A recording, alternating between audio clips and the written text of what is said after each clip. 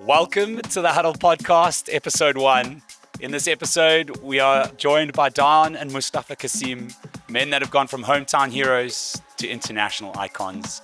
Myself and Michael Baker take a deep dive into their youth years in Mitchell's Plain, into their middle years at Bishops, and then onwards to international glory, with South Africa winning their first bronze medal at an FIH tournament ever, and then onwards even further to the Hoofdklasse, arguably at hockey's toughest league, winning a gold medal there where they were influential in the win. Yeah, get the popcorn ready, strap in. It's an incredible story. Join us.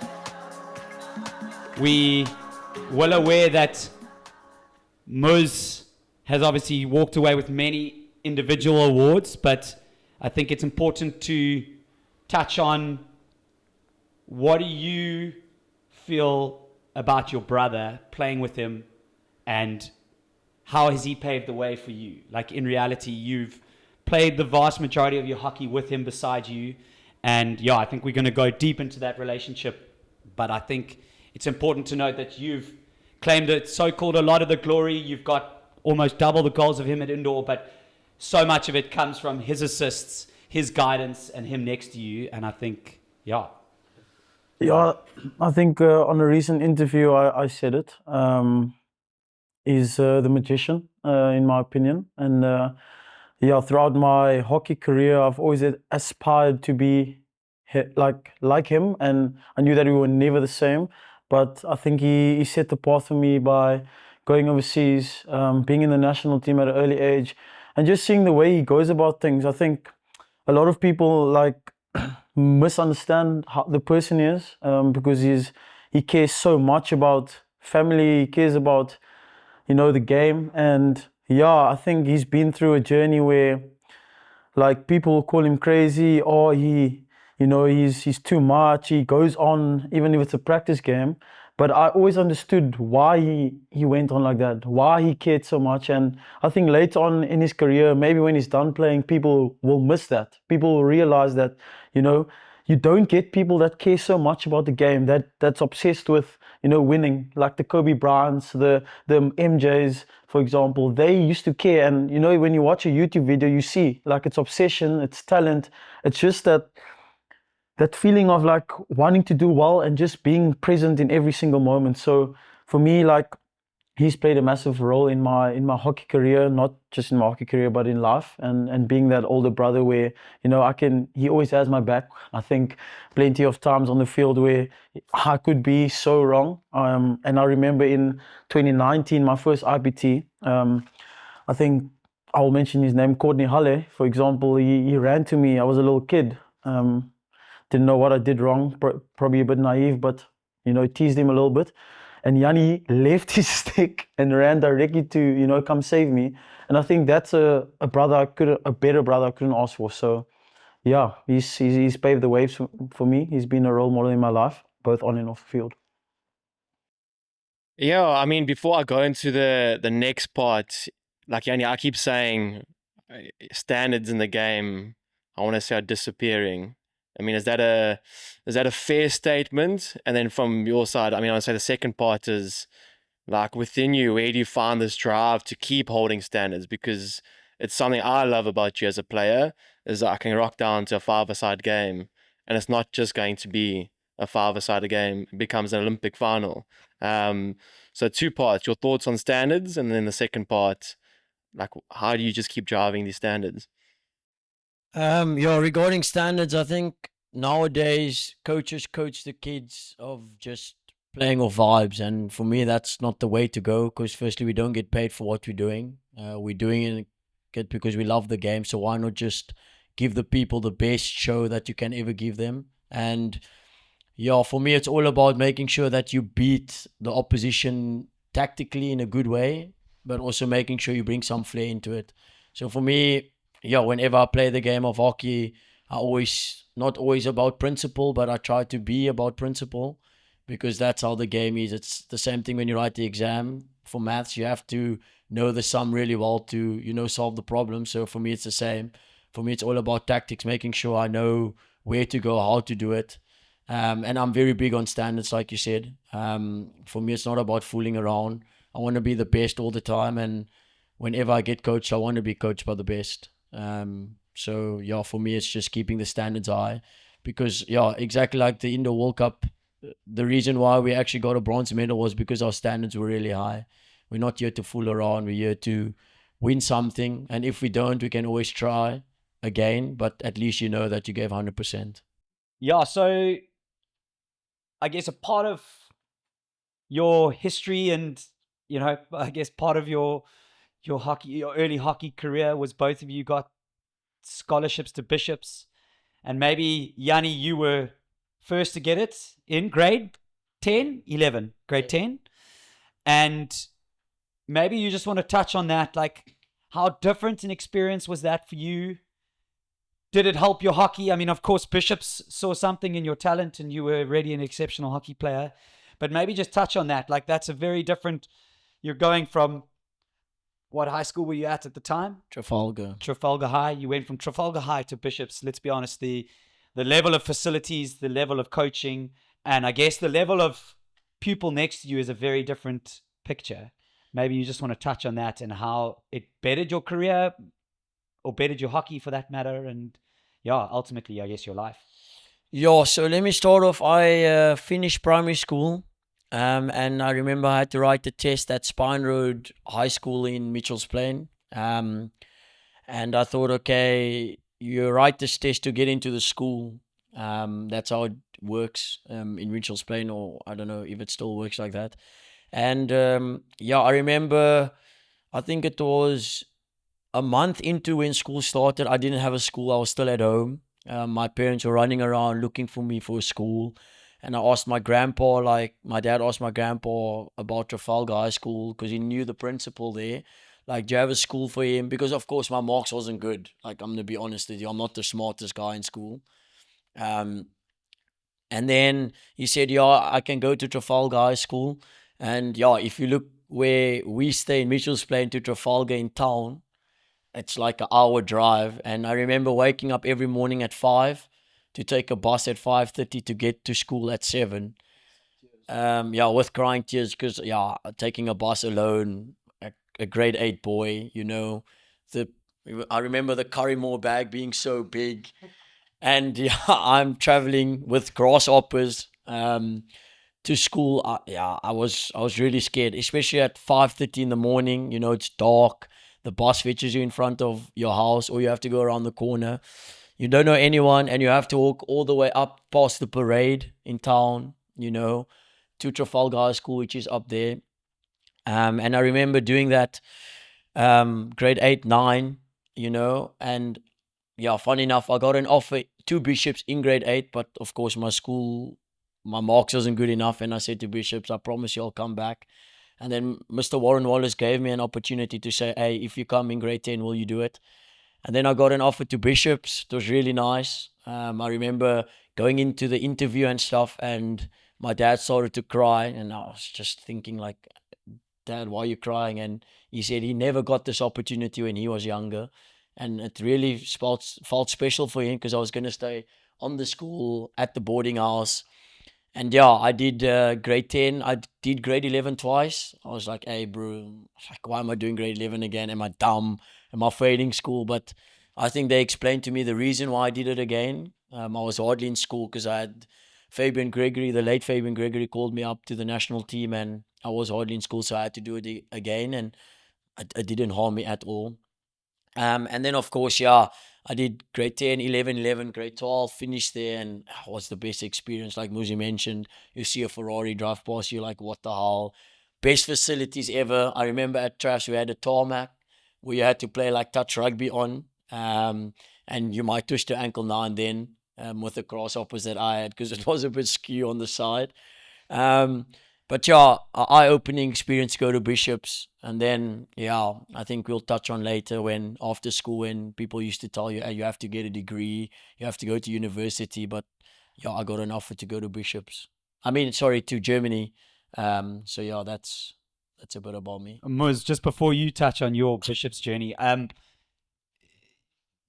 you ever asked your dad how much of an emotional moment that was for him when he basically came with you for the interview? Have you ever asked him, like, did he ever Do you think he ever dreamt of that? That his boy and then boys would land up going to, let's be honest, probably one of the most expensive schools with the best facilities in this entire country. And you got it by virtue of, not only your excellence on the sporting field, but as you said, like it also had to be academic and it also had to be your personality. And I guess what he had given a lot of you, have you ever asked him about how emotional a moment that was and if he ever expected it in reality? Yeah, I think he didn't expect it really. I remember we played at Hartleyvale for Central Hockey Club against Rondebosch in the knockout under 14 when the late the guy from Fairmont, the principal, he was there. Brian Algie, yes, the late Brian Algie, he was there. I remember I got a yellow card in the final, and he said to me, "Hey, you're not allowed to take a shootout." I said, "Sir, what are you saying, man? We have to win this, please." And he's like, "No, you're not allowed to." And then, funny enough, I walked down, the game finished, we won. I walked down all the way to the gate, and then Mr. Warren Wallace came up to me, and he's like, "Hey, pleased to meet you. I'm Warren Wallace. I'm the deputy principal of Bishops. Would you like to come to Bishops?" And I was like, "Hey, where's that, man? I don't know the school really, Because I only remember Mitchell's Plain schools. I didn't know really. I knew a bit about Rondebosch because we played against them. I didn't know Bishops. And then you said to me, "Yeah, James Drummond, John McEnroy, all those guys went to Bishops." I said, "So I don't know who these people are, to be honest." And then, you said, "Can I please meet your parents?" And then, funny enough, my Mr. Warren Wallace coached my dad, and then they had a bit of laughter about, "Oh, remember when you coached me?" And then I was like, "Dad, do you know this guy?" And he's like, Cassiem "Yeah." probably flipped him once or twice. And he's like, "Yeah, I do. It's Mr. Warren Wallace. He's now at Bishops." And then, Mr. Wallace asked my dad, "Do you want your son to come to Bishops?" And that's how it all started. But my dad never thought it would happen. I always thought I would go to Trafalgar all the way through and just play for Central. And I think that's why he was emotional, because he didn't get those opportunities, especially during apartheid times. It wasn't there. And once we got that, it was just a dream for us to get it. So it was really special. Amazing. Moz, maybe you want to touch on that. I'm interested to know, I think you guys were, let's be honest, probably destined for greatness either way if you had not necessarily got a schooling, but better schooling, and you had played at Central.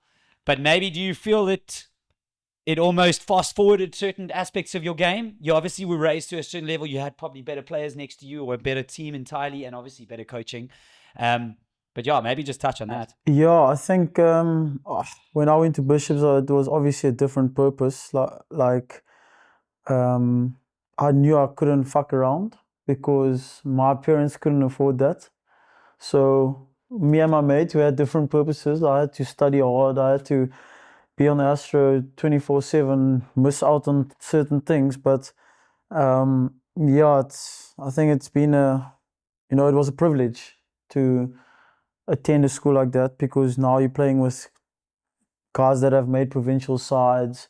You have the opportunity to, play against top level schools, and now you're being seen more. So that means that your process maybe, like you said, has been fast forwarded. So I think, it could have been different if I just stayed at Central, or if we just stayed at Central. But I think that opportunity just made our chances of becoming professional hockey players even bigger. So but like I said, I had a different purpose when I went there. I knew that I couldn't fuck around. I couldn't, just be chilling, because I had to, work hard, because out of the many kids that come out of Mitchell's Plain, maybe I was one out of, I don't know what the stat is, but to attend a school like that. So my purpose was a little bit different. Yeah, and maybe I just want to touch on a story. I mean, I can literally remember you at left half in grade 9, pinning your brother with probably the longest slip slap to top D, and your brother bearing it. I can't remember who you played, but it probably landed up being a winner. And we have seen so many moments of that. Even one more recently where literally your brother didn't even look up and you just shouted Yanni And literally, it was the semi-final against S under 21. You receive the ball at top D without your brother even looking. He just passes a no-look pass. You receive it and you roof what was a mother of a backstick to pretty much seal the deal at that stage. It didn't land up being a winner, but I think it put you guys, it definitely put you guys 3-0 up or so at the time. And there are many moments like that.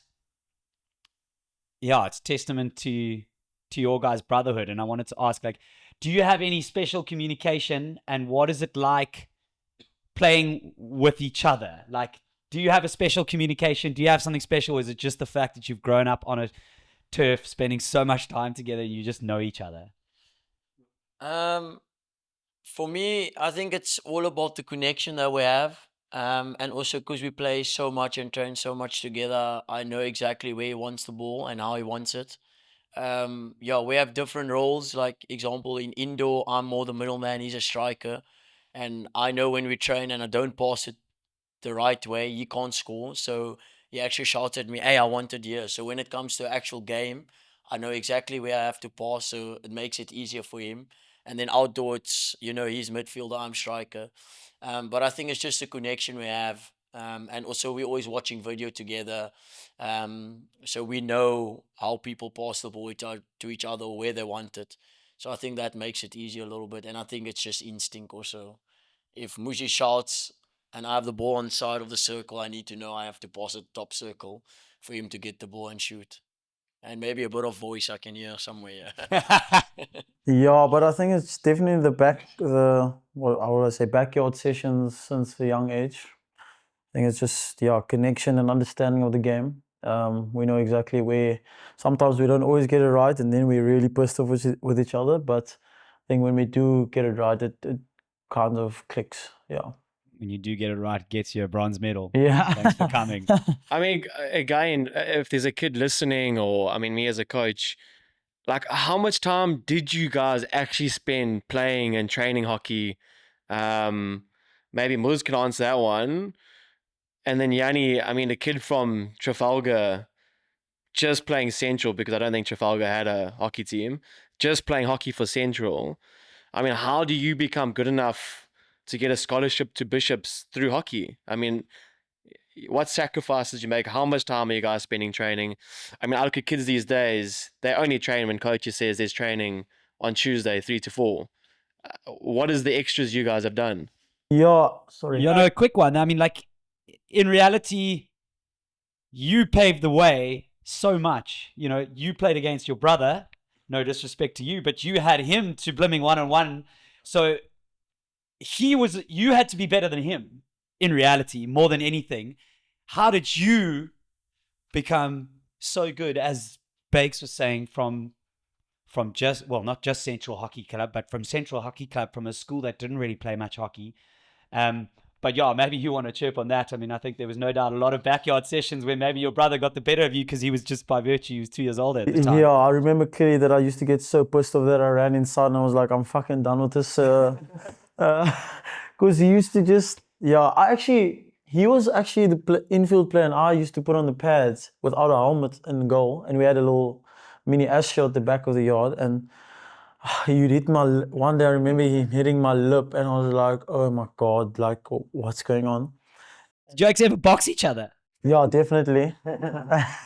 Throwing hands. But yeah, I think I used to get so pissed off because he was older than me, and I always knew that I had to just try get in the way, or, and then, like slowly but surely I started to, learn, pick up the ways. But yeah, Bakes, I think to answer your question, I used to miss out on a lot, and people used to say like, why are you missing out? I had a club game, I had a rugby match, then I went from rugby to hockey, and I think that all helped me on my way to my journey. And I think COVID-19 actually really helped me, because I knew that I had the talent, but physically I knew I need to change something, I need to get fitter, I need to become more conditioned. And luckily it came at a good time, because I think I would have gone to the Olympics that year as a 17-year-old, 18-year-old. But it gave me an extra year to, become mentally stronger, become physically better, these type of things, and just learn more about the game. Because in school you really don't like think about these things. You think you don't need gym, but you actually do need gym.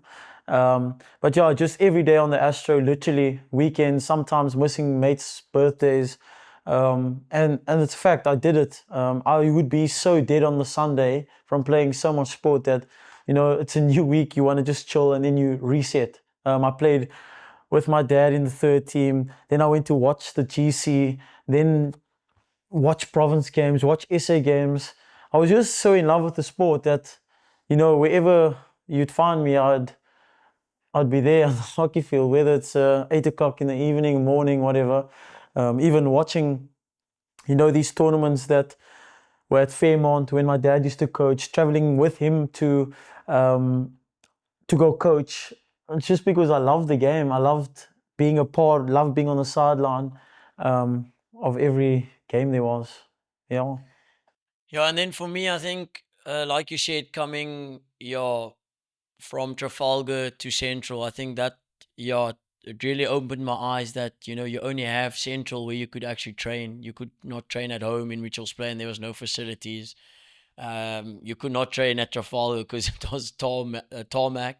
But yeah, I think the time that I had at Central, when I remember I have training at 4 till 6 with the under 14s with Manny Cornelius, Uncle Manny, I would say. And then when you come there at like 6:30, 7, then you get the bigger guys. Like I remember Copper, the goalkeeper, he used to be there. And I would see him and Bernie like train, like kicking to each other. And I was a little boy, like 14. And I would be like, hey, maybe I should ask them if I could hit the ball at them. But I'm also scared because they have the helmet on and I used to be scared. And then I would say, Bernie, I would see Bernie. I'd say, Bernie, can I hit some balls? And then he'd say, yeah. And then I would stay there from 4 until 9. All the way through just so I can play on the Astro. Because, back at home or back in Mitchell's Plain, I didn't have an Astro. But the time you spend on the Astro, I was always there, just training, if I could do yardsticks. And I remember the one time Uncle Bruce shouted at me saying, hey, you have to do schoolwork. I said, there's no chance I'm doing schoolwork. I'm staying on this pitch because I love this club and I love training so much. It was just, that was the best times for me, I would say. Guys, who are these key guys? I mean, Uncle Bruce, you mentioned names. I mean, obviously we hear about the current people and your dad, but there's people who, I want to say, helped you lay the foundation. I don't think you often get to give them a shout out. And they're probably people that aren't well known. I mean, do you want to give these guys a shout out? Definitely. I think like my uncles, my dad's brothers, obviously one's not here anymore, but my uncles, my grandfather, I always say that I was the first Mustafa Cassiem, but he's actually Mustafa Cassiem. And I think I've always gotten the guidance from him, but also the likes of people at the club like Uncle Manny. I think I remember when he used to pick me up from school down the road before I went to Bishop's and take me to go get me a lunch before I trained. Like those things are actually so important, and I look back and I'm like, I actually can't thank you enough, because if I didn't have you back then, I wouldn't be where I am now. So the likes of Auntie Dottie, a club member that's been there for the youth. And just like, Alroy Oliphant, one of my best mates' dads, he actually got me the opportunity to go to Bishop's, and for him, I would do anything for him and his son. So like he got me from Central to Bishop's, and I think he's changed my life in a massive way. Do you have any, Annie? I of course my family, but I think Bruce Jacobs, if people don't know, he's my role model of hockey. I know people have international role models and stuff, but I think Bruce Jacobs, being the captain of South Africa, but also the way he plays, I really enjoy it. And I think he's such a humble person, and just the way he, acts around people, I think it's really special. And I see myself in him a little bit. So I think Bruce Jacobs for sure. He's been a massive role model to me. Out of interest, does he still sort of give you any guidance? Like, you obviously have your dad, and he's probably closest to you guys, that if you have I don't know, a stumbling block or a issue with someone or whatever, you ran to chat to your dad. But like, does Bruce still does he still call you up? Do you guys still chat often? Yeah, interested. Yeah, definitely. I don't know if you guys know, but I took a break from international hockey because of all the, this shit that has been happening. And yeah, mentally I was not in a good space. And I chatted to Bruce about it, and he said, hey, don't stop. You'll miss international hockey. Just keep going. And now if I look back, that, yeah, I'm really excited to be back again because, yeah, I really want to play again. But he guides me in any way. He's also went overseas to Rotterdam, Bloemendaal, all those teams, and I think he opened the doors for us. So yeah, that definitely helped. Yeah, I still chat to him now about little things. What can I do better? So yeah. Yeah, maybe I just want to touch on that point because, like, I think, and this maybe comes back to when you were having a little bit of a low point, or having lost to Namibia, and leading up to the indoor. You can also chip in here, but like, let's be honest, it's flipping tough. You guys play a heck of a lot of hockey from international, nationally, and every time you put on the South African colours, the reality is a lot of people look to you. There's a lot of pressure on you, Oaks. And what is that like? Like, not that it's only resting on your shoulders, but I know a lot of people look up to you guys for guidance and that, and it's not always easy. It's like you're only, you're only a human. True. Yeah, I think I try to get rid of the expectation that people put on you to score every game or play well every game. I just try to lock in when I'm on the pitch for 60 minutes or 40 minutes, because at the end of the day, when you lose, it's only you and you. So when you win, then everyone gives you the congratulations. But I think that I try to, stay away from that expectation. But even when I'm not having a good game, I try to just put, my body on the line, even if it's in the pressing or if it's assisting or running a PCD down, I don't know, which I really didn't like before Michael Baker started implementing these things, for example. But yeah, I think there's so much expectation, and people forget that, yeah, you're human, you have bad days. And yeah, I mentally sometimes struggle with that, where you go through a really tough time and people don't realize that, like, hey, it's also mentally tough to get back up after every single game and tournament. So, like, for example, what I do to reset, it's out of topic, but I have McDonald's after a big tournament. I will have McDonald's. I mean, I do it after a race, don't you? Really? Is that your moment? It's just my moment to, like, you've worked fucking hard this week, or have a McDonald's and Mac and cheese is a reset. Big Mac meal with nuggets, Amen, McFlurry. Which McFlurry? Surely Oreo. Oreo. All the boys. Oreo McFlurry. And then it's just for me like a, reset, to be like, it's been a long week. I'm not going to eat McDonald's the whole year round because then my body fat would be a bit too much. But, I think people forget that we're humans. I'm a human being. I feel what I feel. I go through difficult things. And everyone thinks, oh yeah, like when he's smiling on the pitch or on the TV, it's just everything is happy-go-lucky. But you also go through things in your life where you have to try, what can I say, like, put it aside when you're on the field, because I'm a big believer in staying present for 40 minutes of a test match or whatever it is, and then re-looking at that later on. Yeah, I mean, let's be honest. You're obviously very passionate individuals, so a lot of pressure comes from within. But like, yeah, Yanni, maybe you want to touch. It's a lot of pressure on your guys' shoulders, often. Yeah, I think I'll steal Muzi's thing about pressure is a privilege. I think I enjoy pressure. I love those big moments because it shows how you are as a human. Because there's deeper pressure moments in your life than just a hockey game. Like example, my dad losing his job, that's a big pressure moment. Can he put food on the table for his family? That's big moments, So I really look up to those moments, and you can put me in any difficult moment. I'll make sure I try my best to get out of it. We're also South African, we're tough cookies. We don't just give up easily. So like I said, privilege it's an honor. But sorry. So we've obviously touched base on individual awards. You guys have won recently the Hoofdklasse. You got a bronze medal at the Indoor World Cup, multiple indoor-outdoor titles. Yanni, I'll start with you. I mean, to us mere mortals, you guys have clocked the game. What's next? And how do you, I want to say, continue to drive these standards for what's next? Can we start there? For me personally, the thing that's next is just winning a major medal. Of course, a bronze medal is really nice at the Indoor World Cup, but imagine winning a gold medal at a big tournament. Example, maybe the next Indoor World Cup, winning a gold medal. Hopefully it's in Cape Town. But also at the Olympics, I think that's something really cool. What gold, silver, bronze, whatever, it doesn't really matter. But I think a major event would be really nice. But for me, it's just about maybe one step at a time. What's next? We have Hoofdklasse coming up. I know we made such a big deal about, yes, winning the Hoofdklasse. It's really cool and stuff. But imagine you win it again. Because sometimes people say, you won on luck. But I think the next step is just taking the next opportunity I get and always doing well at it. And you, Muz?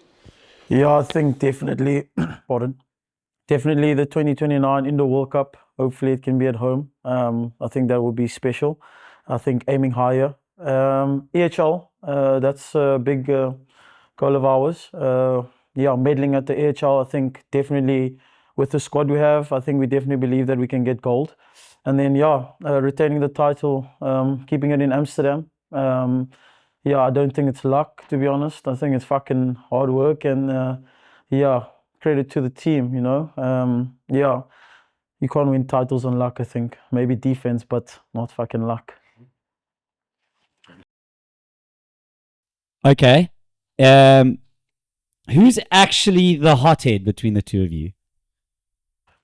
To be honest, I think roles have been reversed. When I was younger, I was I think if you speak to the likes of Zach Zinn, I think playing against him on the field, I kicked one of his mates and got a yellow card. And luckily, I haven't gotten a red card in my career. So that's a bit of a different topic. But I think roles have been reversed now. I think we do both have our moments. But I would say Yanni at this stage.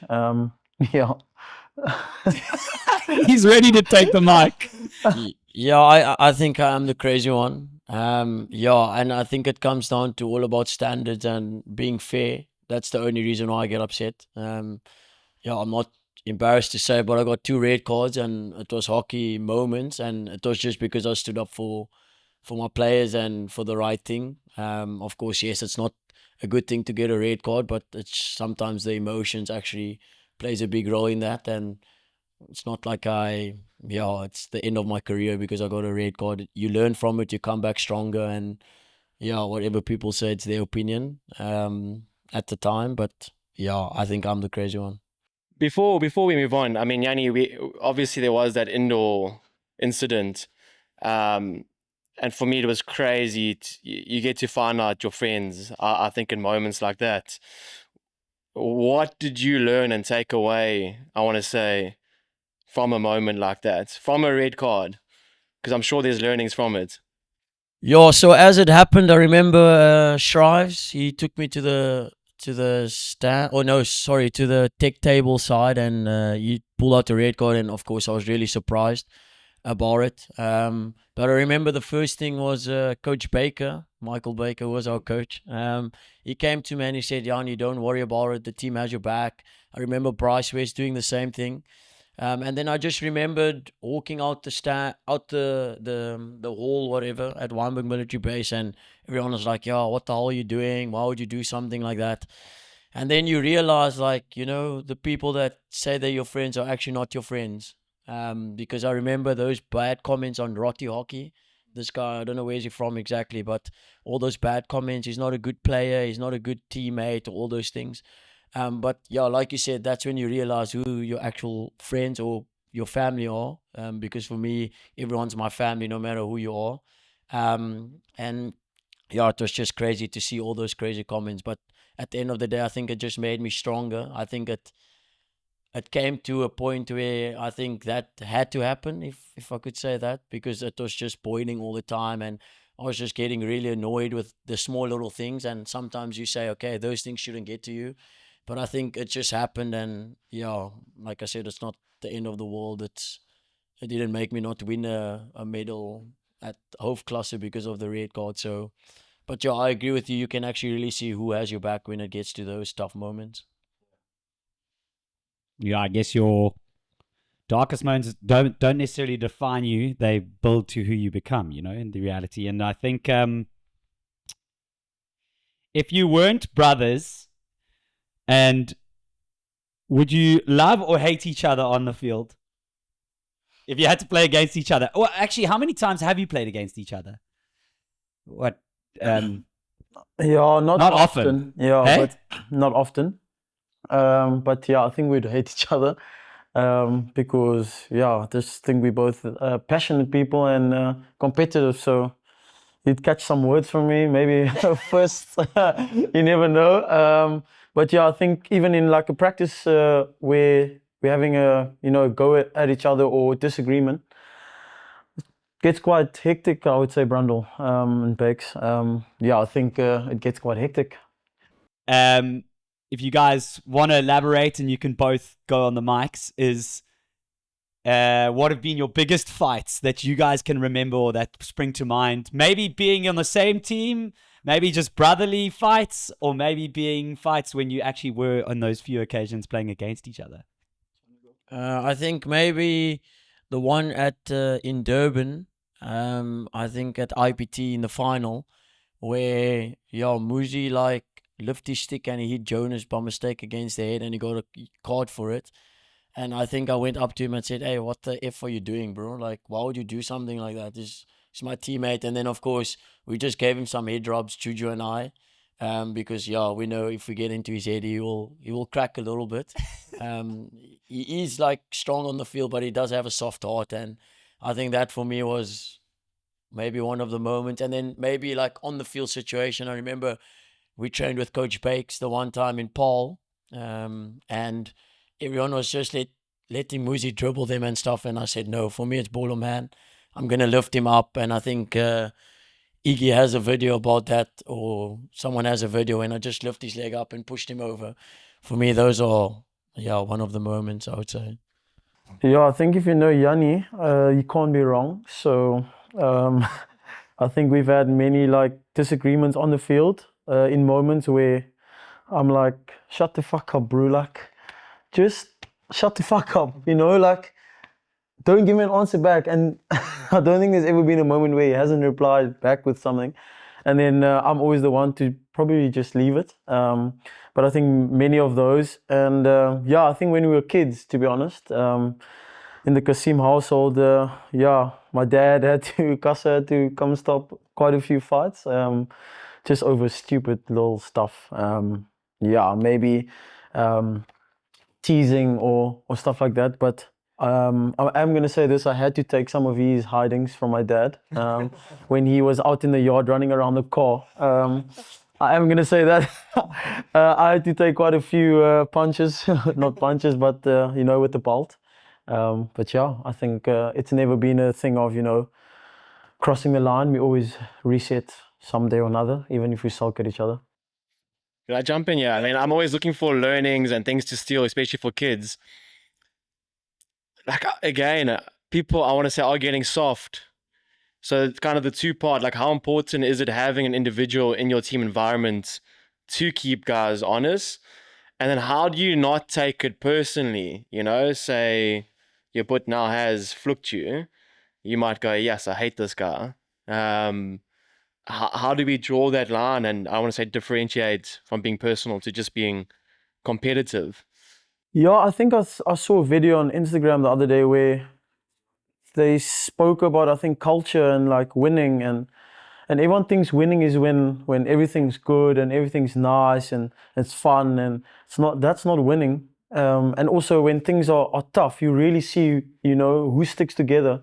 So I think having someone like Dayan on my team, he just keeps like, I know that it's not coming from a bad place. It comes because he wants me to probably learn from that moment, or get better. So I think that yeah, you can't take things personal at a high level, especially in sport, because moments are so small, and every moment counts. So if I'm gonna fight with them on the field about one little moment and then Germany scores the next goal, I mean, it doesn't really help. But I think it's super important because yeah, especially now in I see it a lot within the South African setup. When someone tells you something, you think that, hey, I'm having a dig at him because I don't like him. I don't schmark the guy. But it's far from that. It's just everyone wants to win, and if you don't want to win, no one really fucking cares. So it's about winning and creating a good culture. If that answers your question, Bex. Yeah, and if we're honest, you guys wouldn't be sitting here if you never won anything. Yeah. Yeah, I think so. To be honest, yeah. I don't think we'd be having this podcast. Yeah, and sitting here with multiple titles behind the two of you and flipping so many individual gold medals and many goals. I mean, how many goals are we going?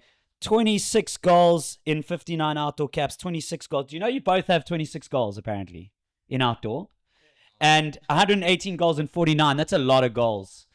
And I think, yeah, if anybody's watched your career, we're well aware how many of those have been big match temperament goals as well, and how the two of you have risen to the occasion so many times.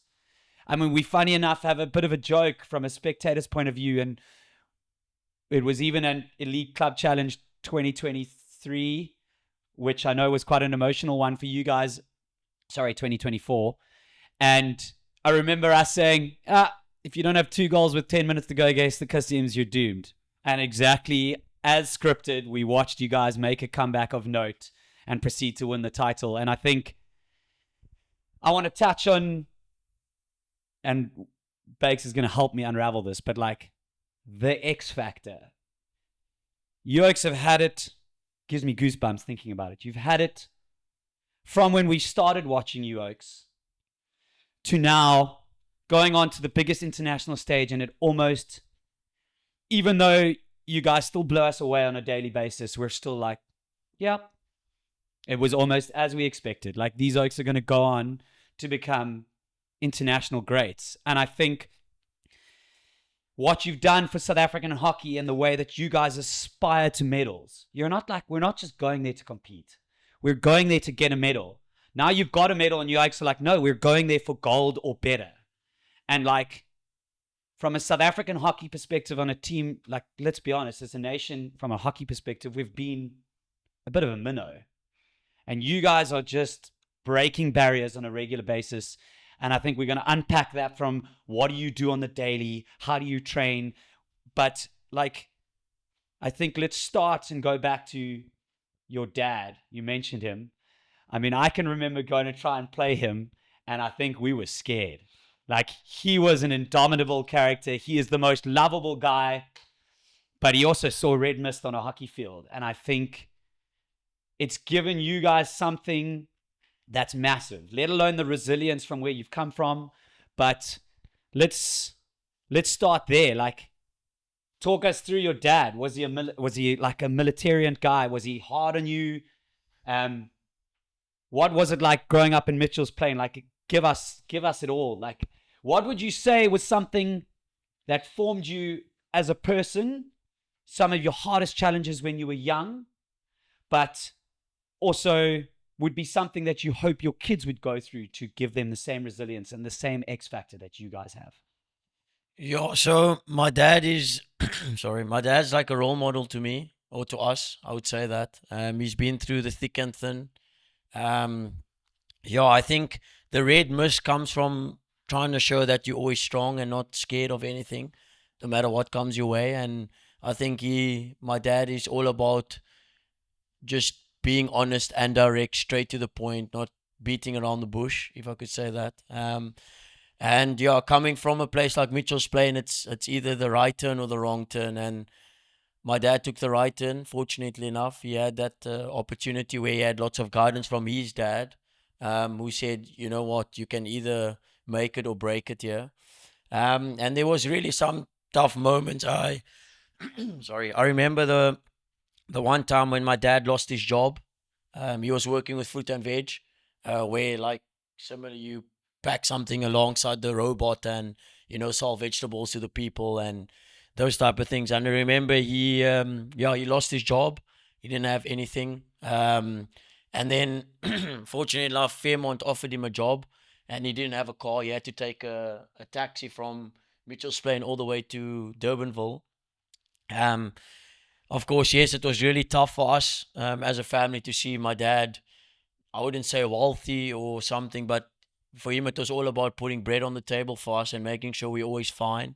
To now being someone that had to go look for something, he had to travel 1 hour to Fairmont to make sure that we have a bread on our table. And also little moments where, you know, I wouldn't say gangsterism, but my family was all about standing for the right and stuff like that. And he had lots of brothers, and I think I wouldn't say they went the wrong path, but they were also in that gangsterism environment. And I remember, my uncle getting shot dead, like I would say 30 times he got shot to make sure that he died. And the environment like that, it's like I said, you can either make it or break it. And my dad was always the one that made sure it doesn't matter where you come from, you just stand up for what's right and you always just give 100%. But I think Muzi has more to touch on about these things. Yeah, I think thinking about that now, it's actually an emotional one because who am I? Like, my dad didn't have anything, but he still made sure that me, my brother, and my sister, my mom was looked after. And it taught me that, even with my mom, I think she's the heart of the family. She stood by my dad when he had nothing. So for me, who am I? I've got opportunities. I got opportunity to go to a privileged school. I got opportunity to represent South Africa. Who am I to be this kid that thinks, everything is just gonna come your way. You're gonna get opportunities. And I think I've taken, so much knowledge from my parents, my uncles, my family, and situations that I found myself in as a young kid. When you walk outside now, I don't even go outside in my town where I come from because my mom's like, watch out, like, but you see your friends walking around, everyone's on drugs, or most of them are on drugs. So the guidance from my dad and my mom to have that is something that I'll forever be grateful for, because without them, I probably wouldn't be sitting here. I probably wouldn't be winning a Hoofdklasse medal, not representing South Africa. I would also probably, have chosen what my mates have chosen. So, it's just for me, I take so much from my dad. Like, when he had nothing, he made sure that something was on the table. And that's my repayment, or that's our repayment to them, to be like, hey, like, we hope you're proud. And to this day, my dad has never ever said, congratulations, well done on the game. He always, says, there's more to come. You want to be better. And I think one of the proudest moments for him was just him being at the Olympics, at the 2024 Olympic Games. I think seeing him in the stands, and then after the game, I know we probably fucking disappointed him, which is still sad to this day, but in terms of results, because he also likes winning. But I think just seeing him there after the game, giving him a hug and saying, I'm grateful you're here, Dad. Like, this is it. Like, it's the pinnacle of every athlete's dream. So you get there and you're like, I hope you're proud. I've got two parts. I mean, the one you've obviously touched on, I want to say, the environment in Mitchell's Plain, so I want to touch on that. But have either of you been put in a situation where you could have gone left? Yeah, were you ever put into, I want to say, everyone was going to go and do something, and you somehow, have you ever been tempted to go left, and you had to, I don't know, find a way to stay right? Potentially a deep question. I would say a little bit, because I remember one of my friends, Muzi probably doesn't know this, but I think it's not good that, maybe now it's good that he knows about it, but back then, one of my friends, we yeah, we were chilling in the skate park where we stayed, and he was doing some weed and drugs and stuff. And I remember the one time he said, "Hey, Bruce, should we try this?" And I said, "Hey, this is not for me, man." And he said, "Yeah, just do it. It won't harm you in any way." And I remember him going to the rehab. He came back out, and he said again, "Hey, bro, the light that side is better than what you have now, because for them it's like, okay, you're on the bars, you're always up there, you know." But yeah, and I wouldn't say gangsterism so much, but it was always like, yeah, whenever something would happen at home, example, fighting with friends, the first thing I would go is for a knife. I'm just being honest because, yeah, I just saw that in the area, and I think the first thing to save yourself or save yourself from a fight is getting a knife or a weapon. And I remember, I wouldn't say it's part of that, but I think if you're in that environment, you see that all the time. And I think I went for a knife the one time, and I chased the guy, and he's like, "Hey, what you doing?" And I said, I'm gonna kill you." Because yeah, it was just part of the at the time, and I was not scared of anyone. So yeah, I would say a little bit. Yeah. Would you say, I mean, people within your environment, their light, their buzz is drugs and that way of life? I want to say, and you guys somehow turned your light and buzz into winning, and they were addicted to drugs, you were addicted to hockey. I don't know, is that a fair Yeah, comparison? I don't know. yeah, I would say that. Yeah, you know, when you grow up like I always grew up with guys that are older than me, so like his mates, or for example, and I could easily have gotten influenced and said, yeah, well, the big guys are doing it, I'm also gonna have a go, yeah.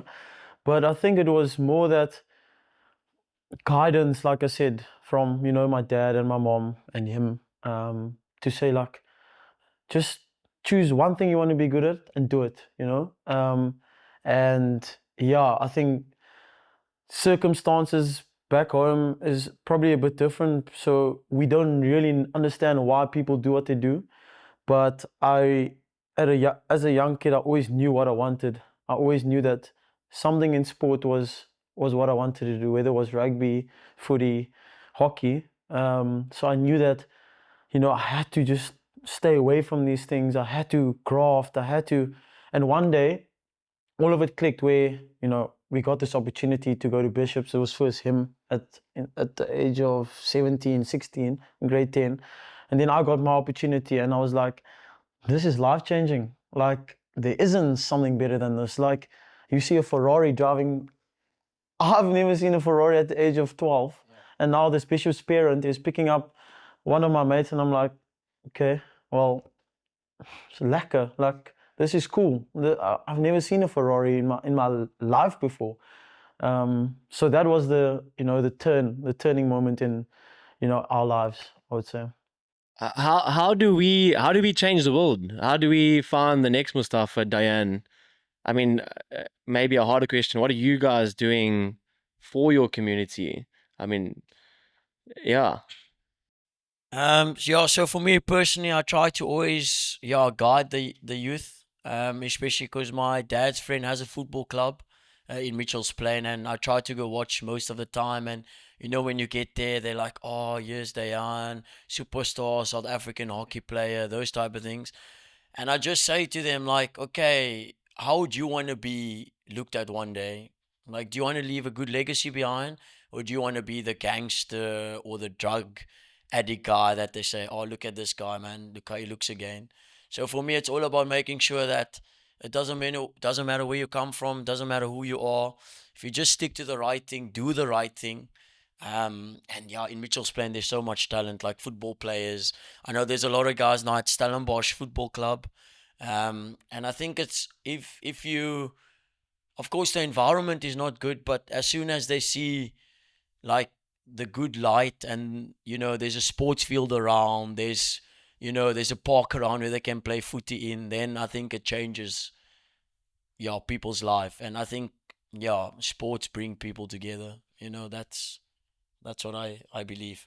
Yeah, and just to touch on that, I think don't try to change someone like in any way. Like, they are who they are because they're unique. So I feel like we're getting a lot of these younger guys coming through now, and everyone is comparing this one to that one, just don't try change the guy. Let him be who he is. For example, you know what I mean? Like we get this like, yeah, he should be here at this age.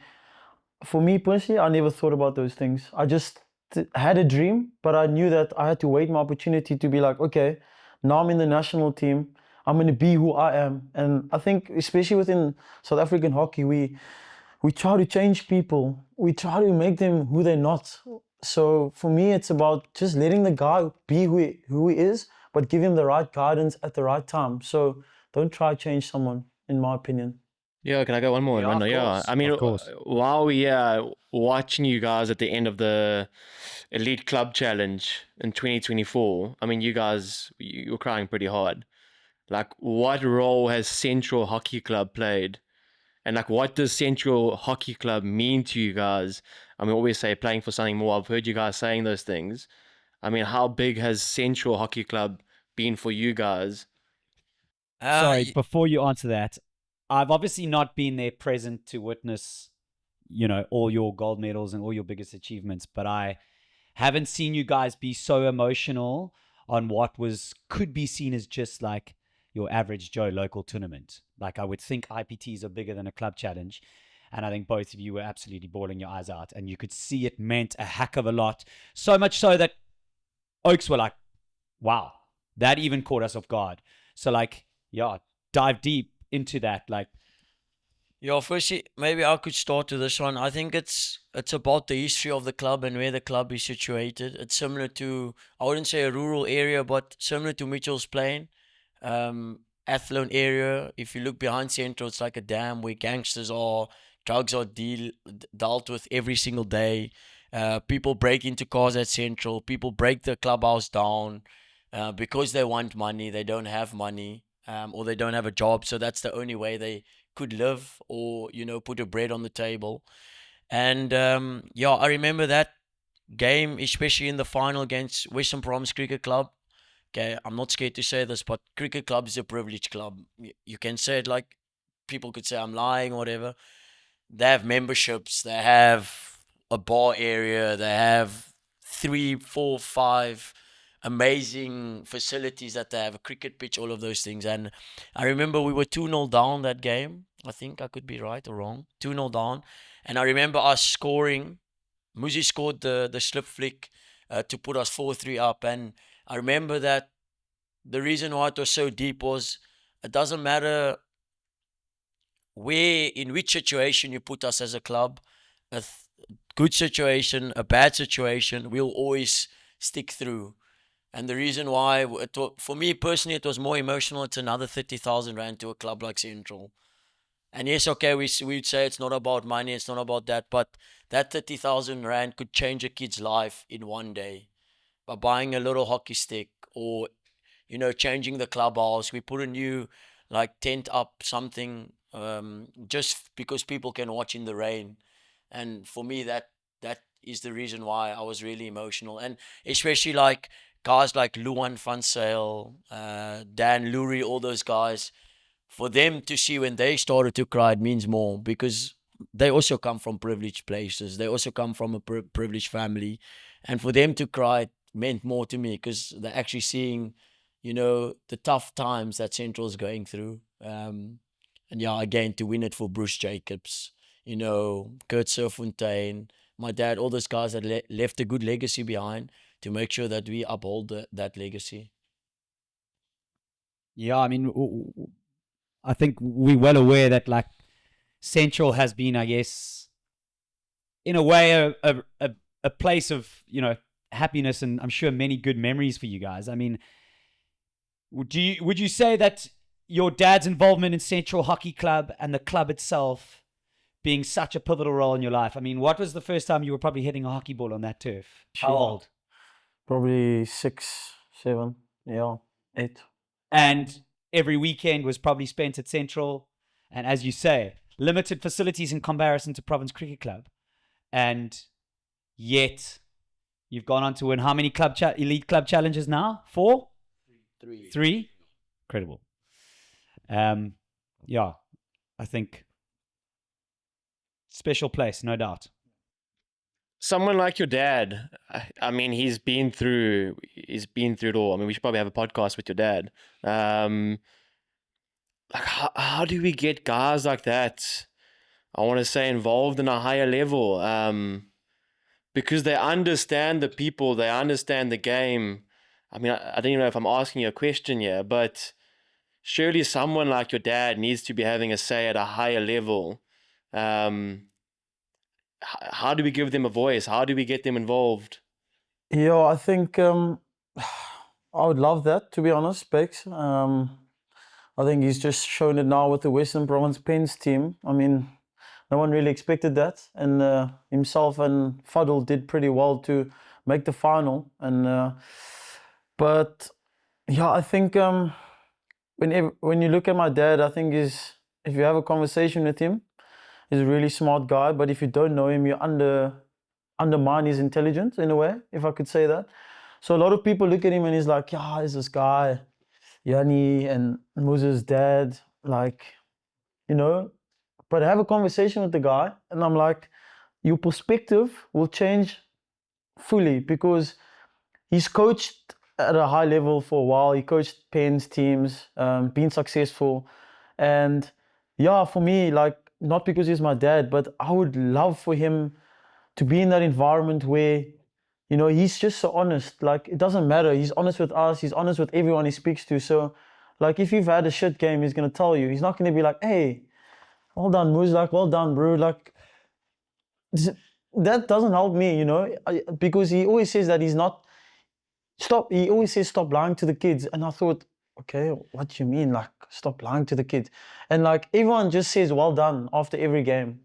So I think to have him in that environment would be, an honor and privilege. And I think he's a likable guy, but also honest. So I think we're missing that in the national team at a high level because, everyone says, okay, the national team's in a better space, but what have we done, for example, to, I don't know, what makes us in a better space? Give me factual information that, okay, we're now in a better space than a cycle before. Would you say, I mean, while we're here, someone like your dad, he's honest in that. Would you say someone like him isn't involved because of his honesty? Would you say that's something we are lacking? You guys have been through the system. Would you say honesty is something we do lack? Yo, maybe I could go. I wanted to touch on that point. I think I'm going to be honest and direct. I think the reason why my dad's not involved is because he's too honest and too direct. I think people don't like that. They always want the nice people that, says, yeah, like Muzi said, well done, you did well. You did one pass to your example to a play and you think, okay, that's my job done. I think that's bullshit. Sorry for my language, but I think it's always straight to the point, direct. And I know, like, okay, getting levels is really cool and stuff like that. But my dad got level 2 from a Dutch guy or in the Netherlands, and still now it's like, okay, you have to get level 3 or whatever. But again, can you coach a shit UCT team? No, you can't. Why? Because you only want to coach the best.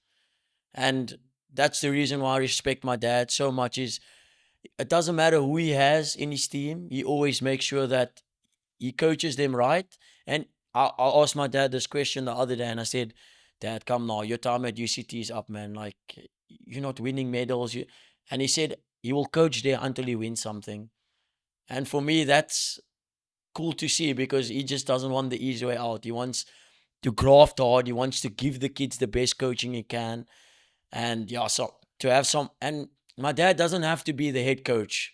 He just has to be involved so that people can actually, wake up and, like they say, smell the coffee and see how coaches should coach. Because my dad will pull you aside and say, hey, you should. I've seen him send people home at UCT during a user camp and said, bro, you're wasting my time, just go home. And the kid went home, and that's how it should be, But it would be nice to have my dad involved. I don't think he wants to be involved because he doesn't like the politics about it. He just wants to go there and be honest and coach to the best of his ability. We've touched on to the mattresses. I'm going to be honest, I was irritated as well and uncomfortable. But in the end, I've been in these scenarios, and I knew us sleeping on those mattresses. I mean, I never forget when we hid the snake in Uncle Jody's bed. I mean, like those things don't happen anymore. I feel because we are so comfortable and we stay in the Protea Hotel, and us sleeping on those mattresses. I don't know. I felt was probably a big turning point. But for people who don't know, I mean, talk to us about Indoor World Cup, about the mattresses, um, I don't know, about training camps, about when you guys arrived and you had to wait for, I think it was the train or something, because everyone sees the gold or the bronze medal, but they don't actually know what we went through to get there. Yeah, let me start off with the camp we first had. I remember it was directly after Olympics. We had the camp in Cape Town, and we stayed at this nice hotel in Claremont. I remember Zach was also with us there. We used to eat the pies and the Coke by the garage, by the engine. um, but yeah, I think that was really a wake up call for me personally when as I mentioned before, when Bakes, Cam, and Jody was there, and we had this PowerPoint put up, and we were just speaking about culture, and yeah, if you want to be a, you're here and all those things, and something that really made me realize that we can win the World Cup is when Bakes asked the question like, "What are you going to tell your sons one day when when you're winning?" Oh, example, when you go to a tournament, what you going to say? Are you going to say, "Okay, I had a cool experience," or are you going to tell the kid, "Hey, go to the cabin and take out the medal"? And that for me was the best turning point, and that made me, want to play the Indoor World Cup. Because yeah, everything else was like, okay, we had to stay on the bunk beds. I remember Muzi complaining 24/7, "Hey, why are we sleeping?" I said, "Bruce, shut up. Like, this is for the team. This is why we do it. You've been through tougher situations than sleeping on a bunk bed. It's not the end of the world." And yes, we slept on bunk beds. Some people was complaining about their backs, but at the end of the day, when we won the Nkosi Cup, we got the medal around. No one complained about the bunk beds anymore. You there at this camp, and I've spoken about before. No offense, you got this bro, he's a school coach coming to you, giving you this hard chat about winning medals and stuff. Did you, I want to say, before that camp, believe it was possible for us to win a bronze medal? And then what do you think was, I want to say, a turning point that made the group go, yes, yeah, we can actually medal here? I think firstly, the first time when I arrived at the camp, I remember Muzi speaking about Michael Baker, and I was like, Lion. the lion. Yes, I remember that word, the lion, and I was just like, bro, I don't know this guy from a bar soap. Who is he? And I remember like seeing like photos on Instagram and stuff like that, and I was like, Muzi, bro, like, who's this gent? I don't know. And Muzi's like, yeah, what he did at DHS and those things, and I was like, okay, now I see the bigger picture. And then I remember this was the first time a coach actually came to like a camp and put down something, and he was direct to the point. And I was thinking, bro, like, are you trying to fool me? Yeah, like, are you fooling us or something? Because I've never experienced something like this before. But then, like I said, when you hit me with that part about what you're going to tell your kid one day, that really stood out for me. And you said hockey takes you places. And I didn't realize that when now I actually tell people, hey, bro, hockey takes you places. Sorry, I stole that from you, but it's actually cool because hockey actually takes you places. And we complain about sacrifice and all those things. And yeah, when you look back now, that camp was really special for me. Like the intensity we trained at. I remember you pushing us when we ran that, I think it was a yo yo test or something. And you were grafting, you, Jody, and Cam. And you just made us so fit and ready for something that when we lost the game, we had to do this Duck Hawks. I will never forget that. We played Ireland at Nkosi Cup. They scored 3 goals against us, and we had to do 3 like laps of Duck Hawks. And I was just like, we just finished a test match. Like, what is this? And I think that's the standard that, for me personally, I live up to, and that just shows that if people put sacrifice, direct, honest, straight to the point, you can actually win something. And I remember your words were to us, if we don't win it now, at least said we tried. Putting in the hard work, putting in everything in. But yeah, it was really special. I remember I came back and I said, Bakes, thank you so much for everything you have done. Because yeah, without you, Gozzy and Enhanced Sports and everyone, it wouldn't have been, we wouldn't have got a bronze medal. I've got a question for both of you. Say you got home after training and there was a fire and you've got your World Cup bronze medal, Hoofdklasse gold medal, Nations Cup medal, and the fireman says, Yanni, we can only save one. Which one are you asking them to save? The Indoor World Cup one. And why? Because yeah, for me it means a lot, especially coming from South Africa or being South African. I think getting a bronze medal with such a cool team and a medal that South Africa, biggest medal that South Africa has ever won, I would definitely go for that medal. And you, Muz? Yo, I'm gonna be a bit different. Obviously, the bronze medal means more than anything, but I think winning the Hoofdklasse was something no one believed we could do, and that's why it's way more, not way more special, but I think just means a lot more to me. So I would say the Hoofdklasse medal with Amsterdam. Awesome. So let's start. I mean, Yanni, I think you got onto the plane first. How did it start? How did the opportunity come? Yeah, I played at Hartleyville for the summer series against Germany, and one of the German coaches, assistant coaches, asked the late Fabian about me. Where am I from? What am I doing after school or stuff like that? And then he said, yeah, nothing really. He doesn't want to study because, like I said, I'm not good at at varsity or schoolwork. And then I went to Gladbach. I would call him Papa Alex, gave me an offer. I was there for 4 years. Best experience I ever had.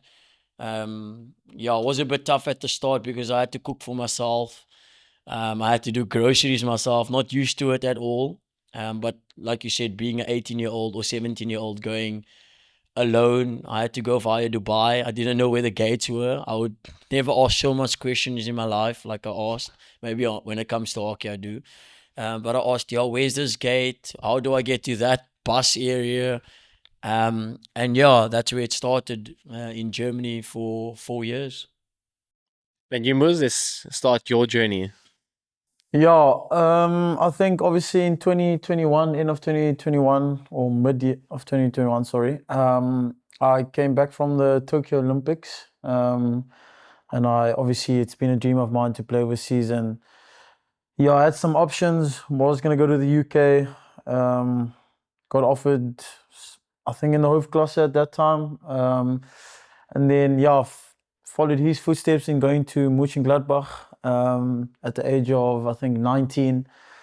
Got them promoted. Was pretty special club, special people, different style of hockey, and then yeah, obviously got offered to the Hoofdklasse, to Huddle, which we spent 1 season there. I really enjoyed my time there. I think it taught me a lot about the league, just to adapt.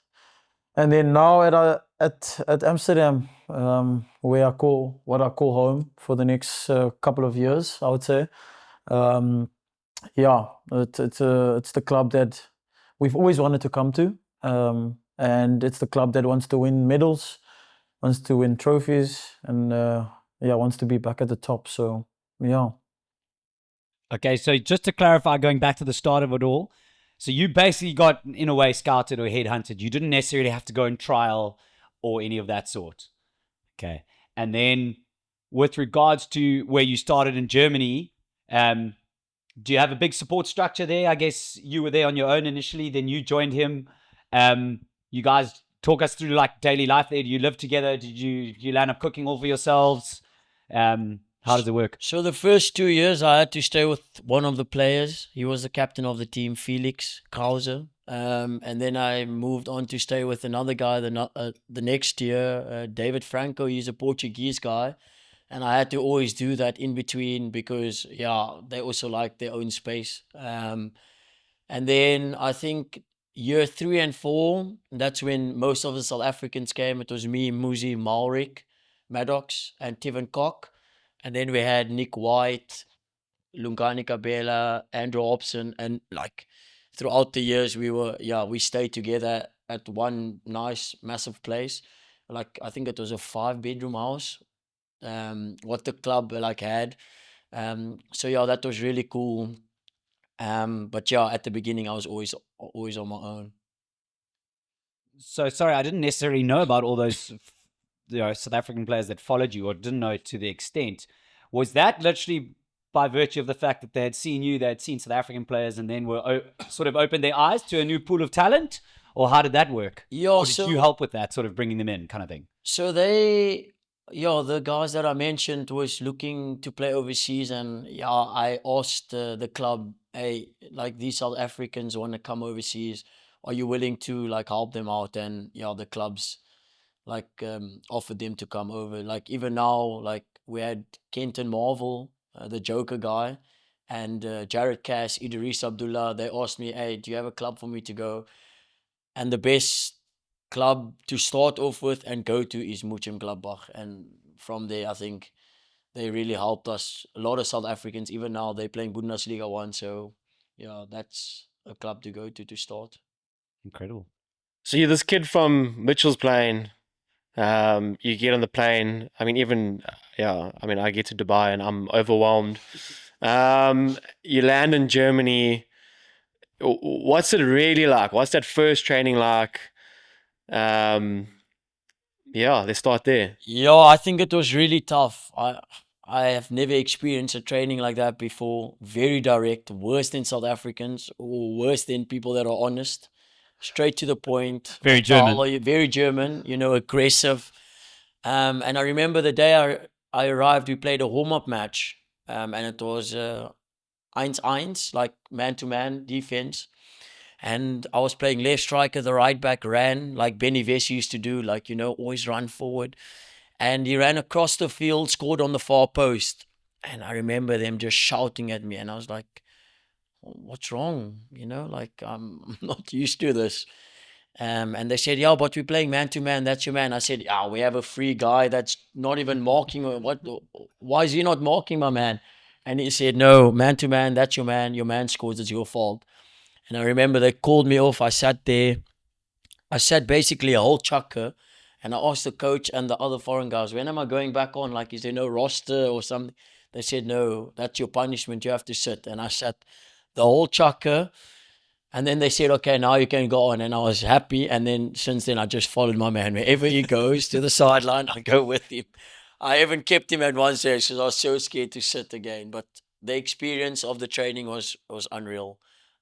We had like, I don't know, we had Florian Kunz, who was like the best player in 2005, and he helped us a lot with like defending and those type of things. So you have a lot of like international German players who came from the club that came back just to help us do some training. I mean, for both of you, when did reality kick in? I mean, a kid from South Africa, the dream is to play hockey in Europe.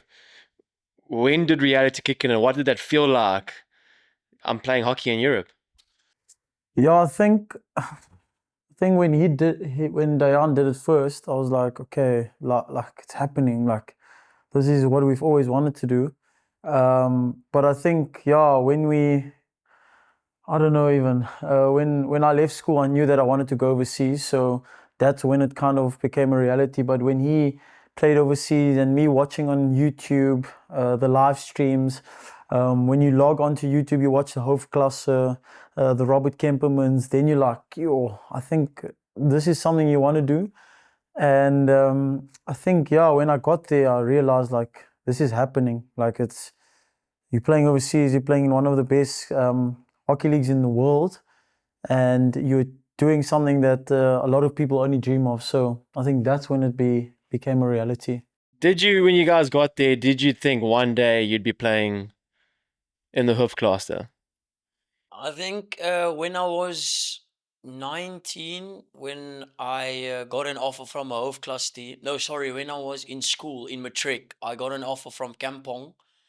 Because I remember we played against him the one time, and they came to Mr. Warren Wallace and said, hey, who's this kid? Does he want to stay here? He can do schooling here and everything. And the first thing Mr. Warren Wallace said, Dayan, you're not doing this. You're going back home. You're finishing matric. And then, of course, you have that, okay, I'm good enough to play Hoofdklasse. I was 18. But then, yeah, I'm always a firm believer of you start small to end big. And I could have gone to Kampong, not get a matric certificate. Of course, at the time, for me, school is not everything, but a matric certificate is really important. And yeah, then I got an offer to go to Germany, and I said to myself, I'm gonna get to Hoofdklasse one time. If it's not Kampong, maybe another team. But yeah, like Muzi said, a dream come true to go to Amsterdam. It's an amazing club. But also like the likes of Austin Smith, Nicholas Spooner, they gave me an eye-opening like experience to say, hey, it doesn't matter, you can live overseas, you can take your hockey to the next level. So yeah.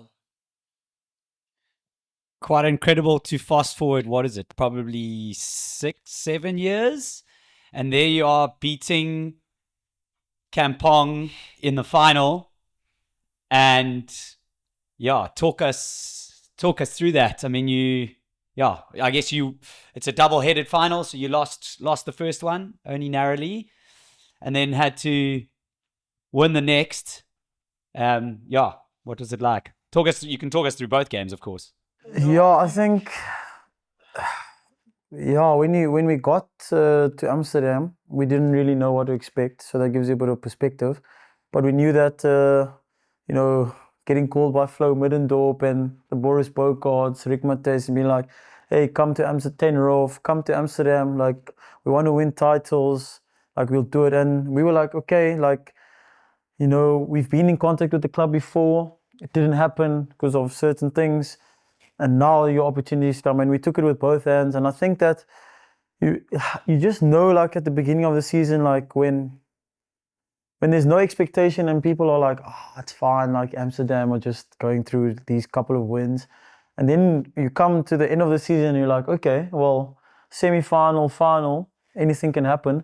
And the first game, obviously away, always tough. Lost by 2 goals, I think. Yeah, 2 goals. Our coach wasn't very happy. We left quite a few goals out there. And he was like, yeah, like it's fine. Pissed off, like we obviously only should have lost by 1, or we should have won the game. But yeah, we always believed then when they come to the Wagner Stadium, it's not an easy place to play when there's, the Wagner's packed. We knew that, okay, that's the game we're going to win.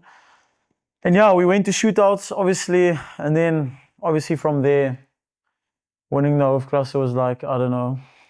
It was, for me, it was like winning a World Cup. That I got that feeling. Yeah. I think we can jump more into that now, but let's dial one back. You guys, Germany, you finally get your shots in the Hoofdklasse, which is HDM. I want to say it didn't go super well. Is that a fair statement? But yeah, as your first shout in the Hoofdklasse, you guys at HDM, I mean, just go over that experience.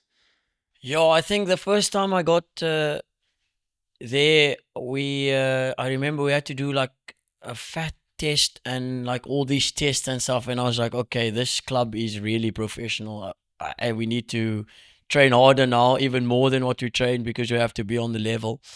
And yeah, it was a good experience. I really enjoyed it. But if I could say the difference between HDM and Amsterdam is, like I said, at Amsterdam we want to win trophies and medals. At HDM we play to survive. We want to stay in Hoofdklasse.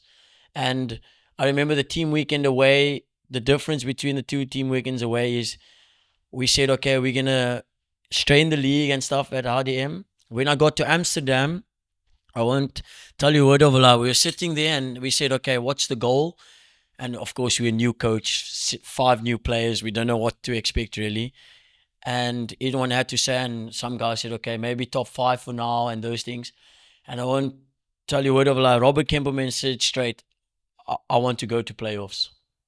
And I was like, hey, bro, what are you saying? I ended 9th with RDM. Why would you say something like that? I was just thinking that to myself. And he always said, if we aim high, and we achieve it, well done. If we don't, at least we aimed high. And since then, it's been a cool journey with Amsterdam.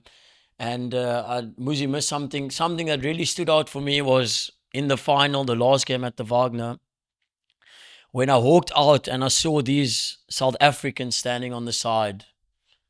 I couldn't believe it. We had Keegan Collop, Jessica, Toira Augusti, Jared Cass, Kenton, and they were banging the drums. I remember Kenton always getting chucked out the stadium because he had these flares in his hand. Typical South Africans, exactly. And they said, hey, you have to take that out. He said, no, you will just stand with this red flares. And that for me was even more special than winning, because to see these South Africans give up their time to support us, even Leroux, Zeke, Josh Opperman, all of them, Ray Bonnet, they were all there to support. And once we won, the celebrations you can have with the South African guys was amazing. Yeah, for me, I think the Hardim experience was, a bit more different to Dayan's. I think I grew as a person on and off the field. I made some super important connections for life, and I still chat to some of the guys. And I think it's a club that, you just felt like you're at home. It's a small club. Obviously, they do have aspirations, but I don't think the club is where it wants to be. But I really enjoyed my time there. It was a young group. Mentality was a bit different, but I do think that, what HDM have, especially in their youth setup, I think they have the most youth national players. So what they're doing is correct. So I will always be a big fan of that club because it gave me an opportunity to shine at a higher stage, gave me the opportunity to make my name in the Hoofdklasse. Obviously not where we wanted to end, but as a whole, a quality experience. Yeah, I mean, I remember we were there last year, and I just remember sitting on the stands, and as you guys always say, these two kids from Mitchell's playing, and I was sitting there, and you guys were at the Wagner Stadium. I mean, I got a bit emotional, I'm going to be honest, seeing you guys, all the sacrifices you guys have made for the game. What is it truly like being a Hoofdklasse player, and say for a team that has won the Hoofdklasse? Yeah, I think it's like winning the Premier League, to be honest. And I'm sorry to say, but the Hoofdklasse is the best league in the world. You can have top quality guys playing, and to have the Wagner as your home stadium every time you go train, it's like you look up and you're like, this is the Wagner. Like, it's a dream. You're living in a different world. And then just to be next to a Middendorp, which everyone sees on social media, and you're like, guys, I'm training with the guy every day, or 5 times out of 6 weeks, out of the 6 days. It's just so special. And then winning it is, it still hasn't sunk in. But I think one day when I look back at my career, I'll be like, okay, not many South Africans have done it. And not many people congratulated you, or not many people thought that it would be possible. So for me, it's still a dream.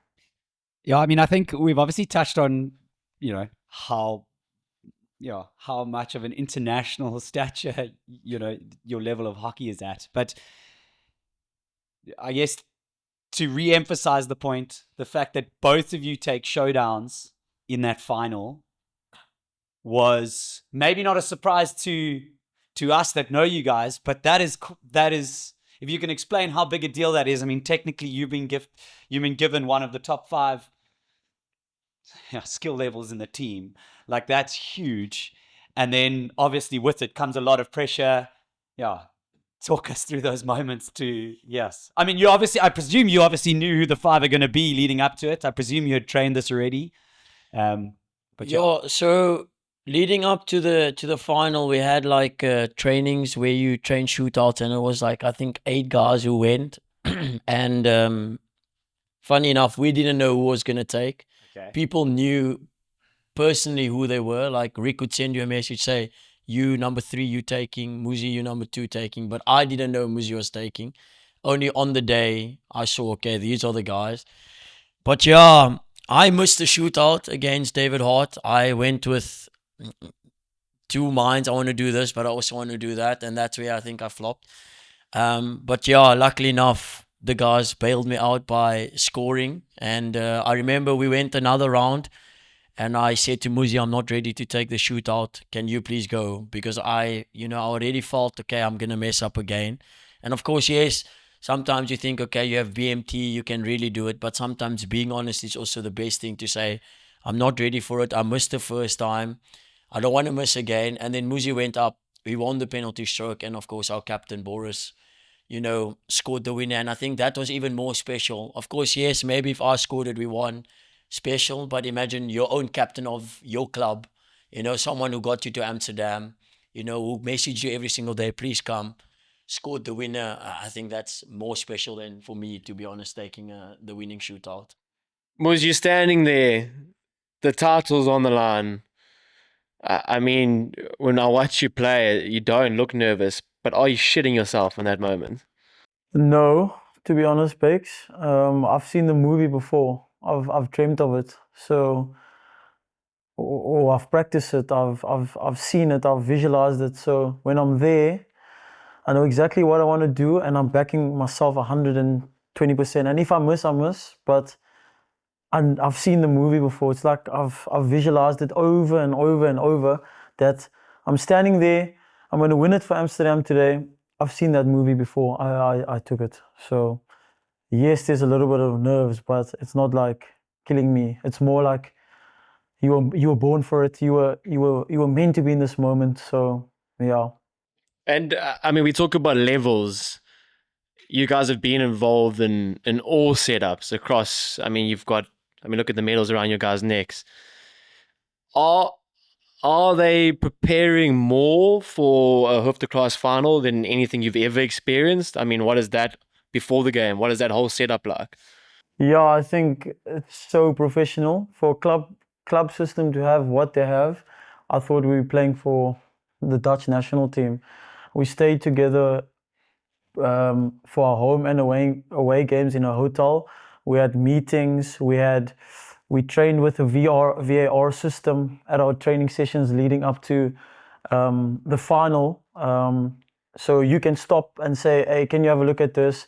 To prepare us mentally and physically to be prepared for the final. So like if we had to face a VAR moment, so then the coach asks you like, why did you go up? So you kind of so well prepped. You're eating well at the Olympic Hotel in Amsterdam. There is no other better experience than being prepared. Like I said, you're so prepared that it's almost like you can't fail in a way. But yes, there's moments where you are gonna fail, but you literally have everything on your plate. It's like you're playing for the national team. Yeah, I mean, next point, yeah, is, I mean, again, we went there and I'm seeing Terence Peters and all these guys walk past and I want their signatures. You guys are now playing against these guys. I mean, what was it like the first time you walked onto the turf?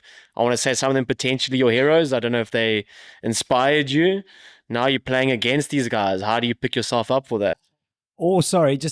Also, let's be honest, Kemperman was probably an enormous role model of yours. He's in sort of, I wouldn't say quite the twilight of his career, but he's a bit of a statesman on the field. And like now you're playing alongside him, let alone obviously against Terence Peters and the like. Yeah, so maybe let me start by the week that led up to the final. I remember going on YouTube, and I don't know if like YouTube heard me speaking about it, but every time I opened YouTube, a final would come up, the Hoofdklasse final, and I would watch every single final from, I don't know, when Robert Tigges played all the way through to, I don't know, the last final when Duco someone scored. And I would watch everything, and every time you watch, it's always these Kampong guys that were in the final. And I said to myself, no man, I think we're going to lose this game. These guys have 10 international Dutch players. We have maybe 2 or 3 guys in the Dutch team. There's no chance we're going to win it. And when you actually look around the room and you have the likes of Robert Kemperman, Floris Middeldorp, Boris Bouwkaart, all of them, And then you're like, okay, we're actually getting closer now. And yeah, Bakes, like the question you asked about, you look up to these guys. I remember Jip Janssen, the best track flicker in the world. And every time there's a PC against you, pray, please don't score, please don't score. Because he's just so good at what he's doing, And yeah, I was just like, okay, it's time to show these people that, you know what, we can take them. And I think we did it nicely by winning. Yeah, just to touch on the Robert Kemperman chat.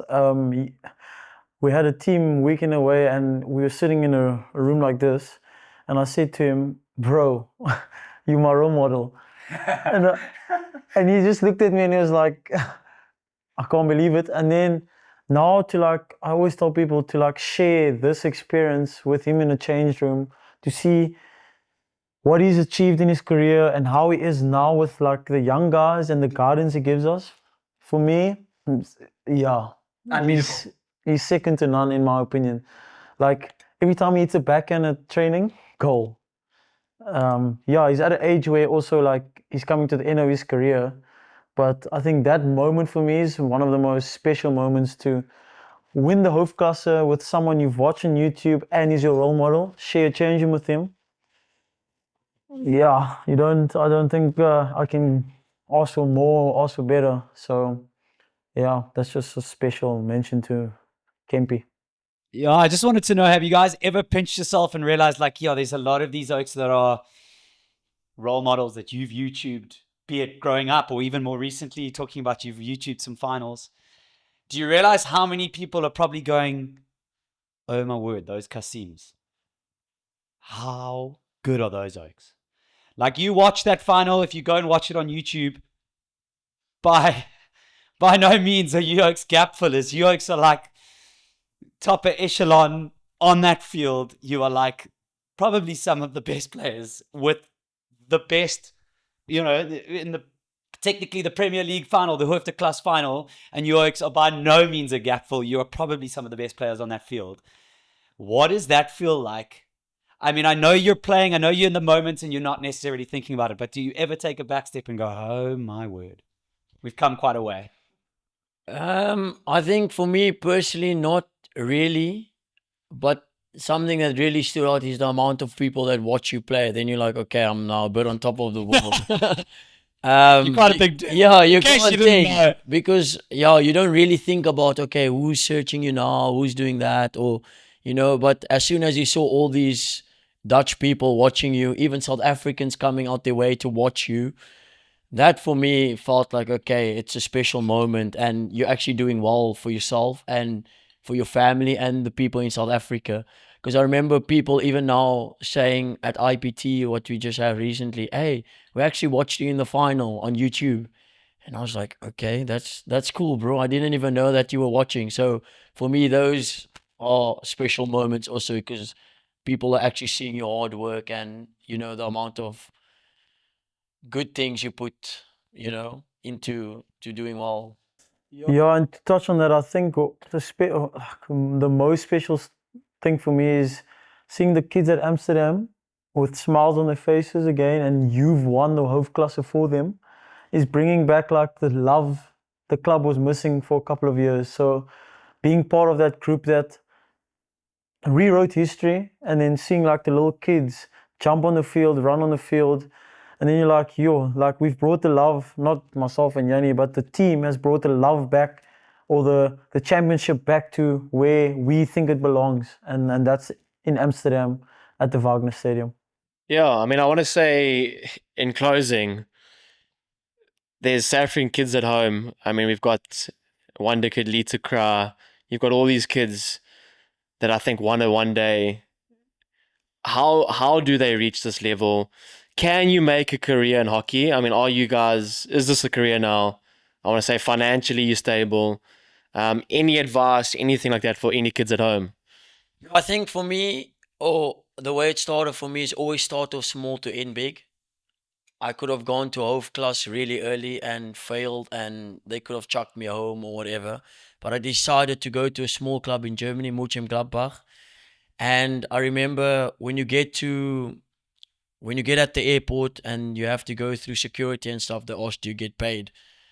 And you have to say, no, I don't get paid. I'm here for experience. And, you're shitting yourself because you don't know what else. And you're South African, the passport is not really strong. And I remember the manager coming to your house and giving you a little envelope. And I'm just like, hey, what's in this, man? And you open it and you're like, oh, flip, it's euros. I'm actually getting paid to play now, and you move on, and then you come to Hoofdklasse where have your own bank account, you have your own place to stay. And I know people say, yeah, hockey's not gonna you're not gonna live off hockey, but you actually do. You actually live a good life.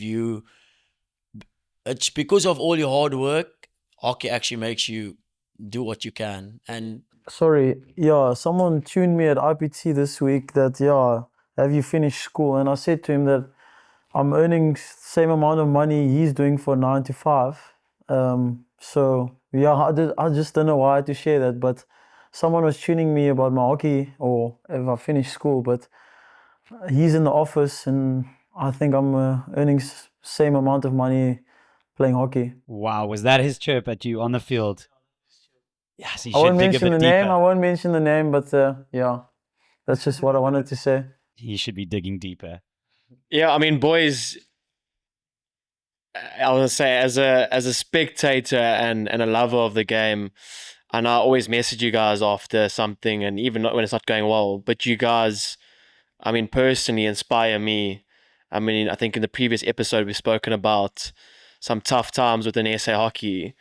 And again, personally, you guys keep me wanting to coach hockey, keep me wanting to work with kids.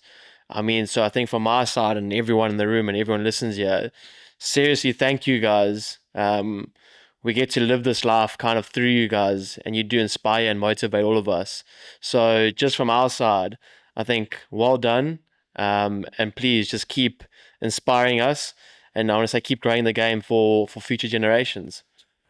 Thank you, Bex. And from our side, obviously, massive thank you to Enhance Sports, you guys, for making time to capture our journey. Because without you guys, we probably half the people wouldn't see what we have achieved. So your support is obviously everything. And to the people behind the scenes as well, Zaxon, legend of the game, insane human being. But thank you to you guys for making our dreams come through and for letting us share our journey.